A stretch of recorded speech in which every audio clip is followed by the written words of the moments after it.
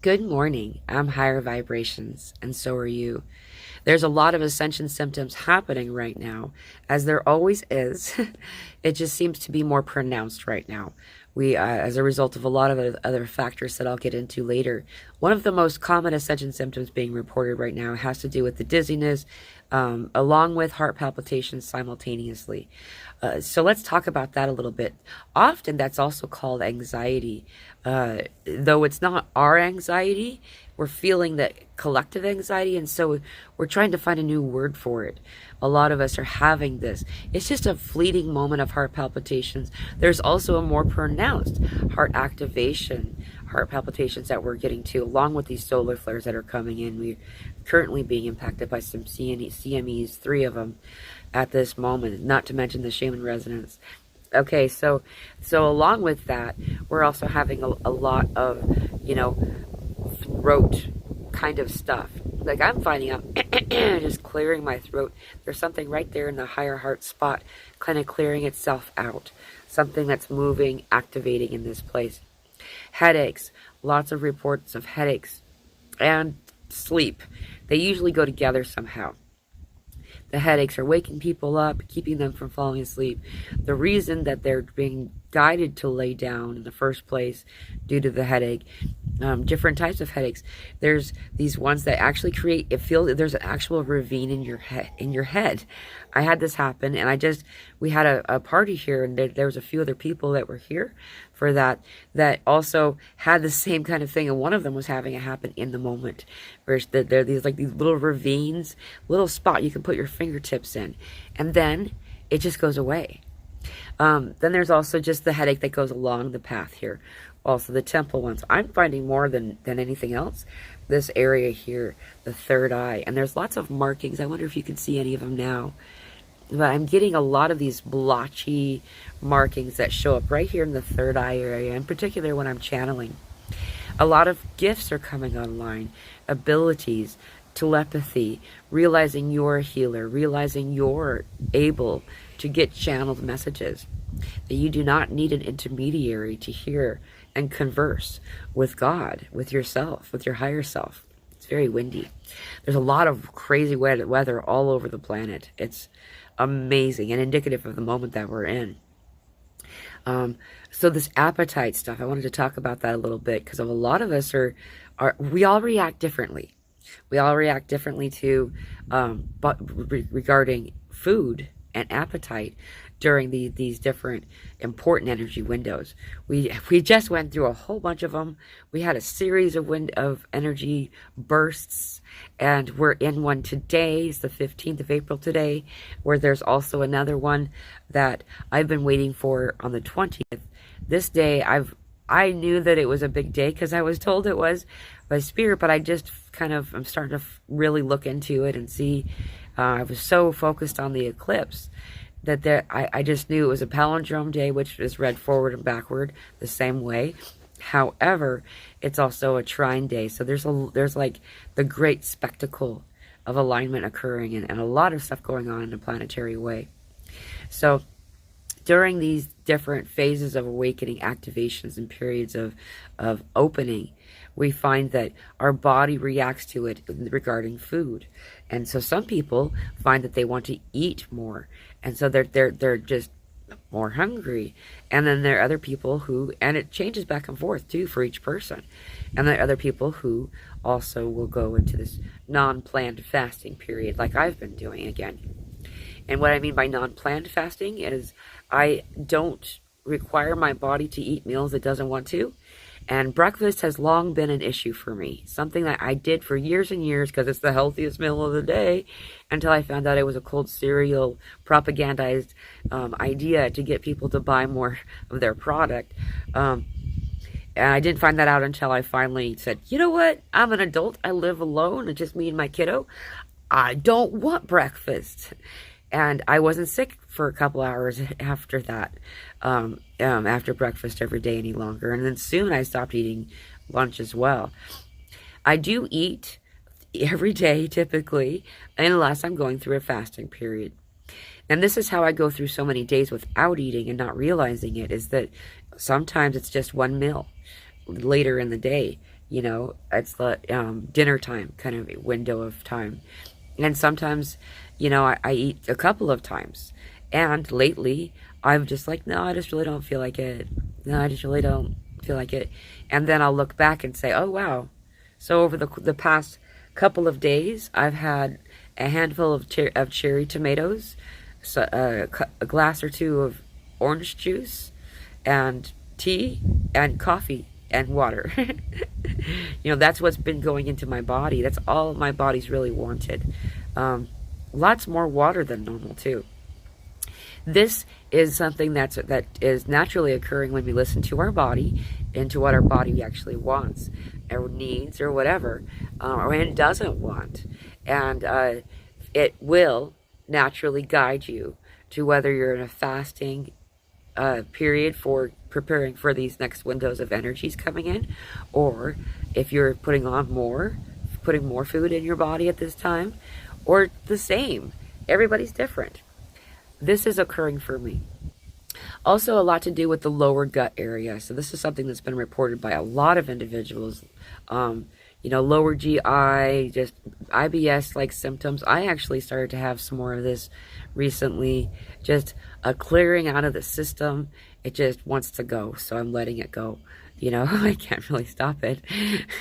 But, you know, it's toxins clearing through our system. As well as a lot of activation stuff in this lower area of your body. The root chakra, the sacral chakra, which is 2 finger widths below your navel, your belly button. And then above that is your solar plexus, 2 finger widths above your navel. And in these 3 chakral spaces, we're having a lot of activations right now. As these are occurring, we're noticing things that are moving through us. The esophageal, so we're having esophagus kind of stuff happening for some people. This is often having to do with our body teaching us something. Whether it's saying, hey, what you're eating isn't something I'm in alignment with anymore. It also has to do with the throat chakra and also the solar plexus and also the heart chakra. It's a big conglomerate. And so this is a kind of a complex space. So this is coming through for a lot of individuals. For me, I'm noticing with the throat chakra, it has more to do with the and also my mouth, my gums. I get headaches in my gums when we get solar flares. And we just got 3 big CMEs over the past little bit here. And I noticed it. It also makes my tongue prickly, tastes prickly, feels prickly. I don't know how to explain it. This type of a thing. Sleep disturbance, weird dreams, a lot more reports and personal experience regarding what we would call old dreams, like almost nightmares in a little bit. Just things coming up, old fears being asked to be observed, acknowledged, not, you know, and without judgment and released. That we're not being guided, that this is something that's going to happen. It's peculiar and odd, and there is some deep symbolism found in some of this too. Along with this, we're also having a pronounced experience with astral projection. More and more people are finding that they're communing with spirit and with one another in the sleep realm. This dreamtime place typically is us in astral. And so a lot of us are also waking, you know, in the middle of a conversation, being busy, talking with a group, a council or a team of some kind, and deeply engaged when we abruptly awake. This is something that many of us have been having. As a result, we kind of almost have sleepwalking tendencies where we're still kind of engaged a little bit. A new type of kind of sleep that I've been doing for a little while is I'm sleeping but awake. It's very weird. I'm aware of my deep, deep sleep, my breath, my heavy body. I'm sleeping, but I'm just kind of, and I'm not upset or I'm great. And I'm in this place of like just communing with spirit consciously, almost like I'm within my body, or it feels like I am. I'm not really sure how that really works anymore. Also, a lot of stuff with the joints. So what's happening right now is these solar flares come in, leading into this next window of activation coming on Saturday, April 20th, where sending a lot of these toxins that have been in our body for a really long time out.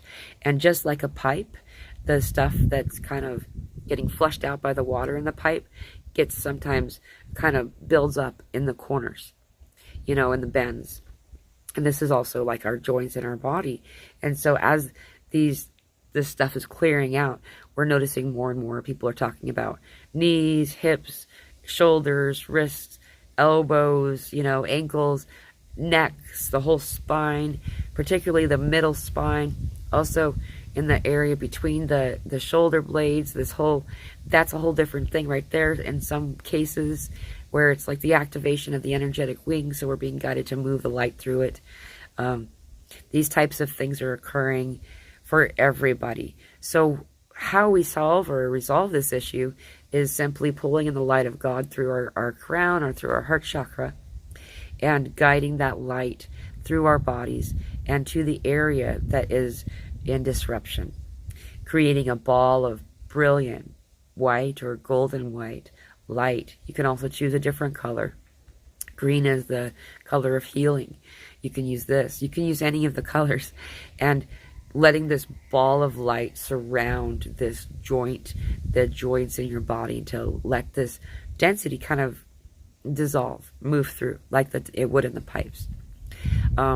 So this dizziness, vertigo, lightheadedness stuff, it's some of it is sensing what it's like to be in this higher frequency, this pink frequency. It feels euphoric in the body. And many times I'm finding myself kind of mislabeling what it is I'm experiencing as dizziness, because I'm not actually feeling like I'm going to fall any longer. This was something I had happen a little while ago when this began, a couple of years ago. For the most part, though, it doesn't feel like I'm going to fall. However, on occasion, I'll notice I'm walking and I'm like, kind of tipping a little bit. Like, how am I walking this way? Anyway, along with that, I'm finding that there's a lot of activation going on in the brain region, in the ear, and the whole of the face and the head, as well as the whole, the top of the spine, like the brain stem meeting the neck and down. This area is having a lot of activation right now. And so we're feeling a lot of weird sensations, almost like our bodies, our spines are kind of stretching in a pleasant way. Like an alignment, physical alignment kind of way. Some other kinds of things that I would say it's kind of weird to try to figure out where gravity is, because sometimes it feels like I've never been in one of those anti-gravity chambers or anything like that. But, the cat's getting my headphones. So, what was I talking about? Kitty. Anyway, the other kinds of things that we're experiencing too is this unmotivated, lethargic, just tired, just not really even, not all of us are feeling tired to where we're going to go to sleep. I'll lay down for a nap these days pretty frequently, and typically I don't sleep, but I just kind of stay there. And it's just what I need to do for me right now. And a lot of us are doing it. Remembering the water really does help. As this plasma moves through our system, the amplified quantity of water in our body assists. It makes it move through. It helps it to move through more efficiently and less disruptive. Oh, and hot cold flashes. So this is something that a lot of us have had on and off for a little while, but I'm finding it to be very weird. Every time I try to talk about the hot cold flashes, the cat jumps on me. And so the hot cold flashes have been really crazy lately. They've been changing. Also really weird sweats, like sweating our body. And this is different, but it's like our bodies are like we're purging, right? So we're having a lot of stuff coming through in our sweat. The sweat doesn't have the same, it feels different. And there seems to be more of it lately, meaning that I just have moments of where I'm sweating more often. And this is just stuff coming through our body, getting out of our bodies. As well as a result of this probably is we're finding different weird, like, it's like acne, but it's not. It's really not acne.